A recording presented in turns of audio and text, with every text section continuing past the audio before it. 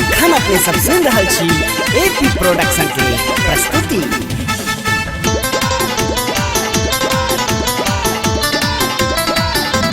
लाले चुनरी लकलियो मैया तोरे शरण, लाले चुनरी लकलियो मैया तोरे शरण। सबसे पहले छोग मैया तोहरा बेटा के नमन, सबसे पहले छोग मैया तोहरा बेटा के नमन। लाले चुनरी लकलियो मैया तोरे शरण, सबसे पहले छोग मैया तोहरा बेटा के नमन। सबसे पहले छोग मैया तोहरा बेटा के नमन।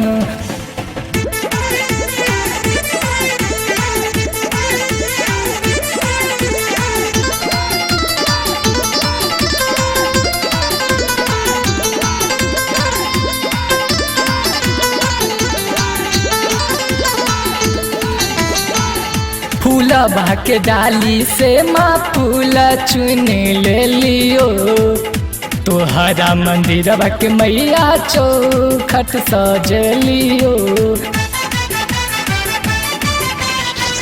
फूलबा के डाली से माँ फूल चुन ले लियो, तोहरा मंदिरबा के मैया चौखट सजलियो। तो जननी पूजा करलियो हम तोरे शरण, सबसे पहले छोग मैया तोहरा बेटा के नमन। सबसे पहले छोग मैया तोहरा बेटा के नमन।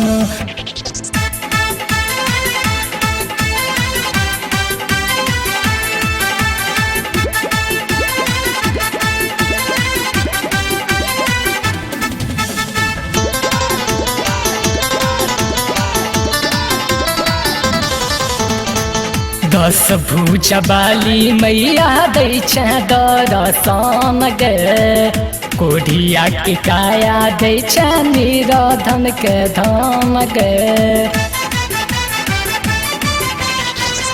दस भुजा बाली मैया दै छै दर्शन गे, कोढ़िया के काया दै छै निराधन के धाम गे।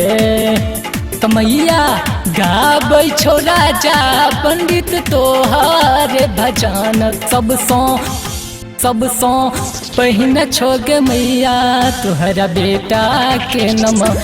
सबसे पहले छोग मैया तोहरा बेटा के नमन। चुनरी लकलियो मैया तोरे शरण, लाले चुनरी लकलियो मैया तोरे शरण। सबसे पहले छोग मैया तोहरा बेटा के नमन, सबसे पहले छोग मैया तोहरा बेटा के नमन।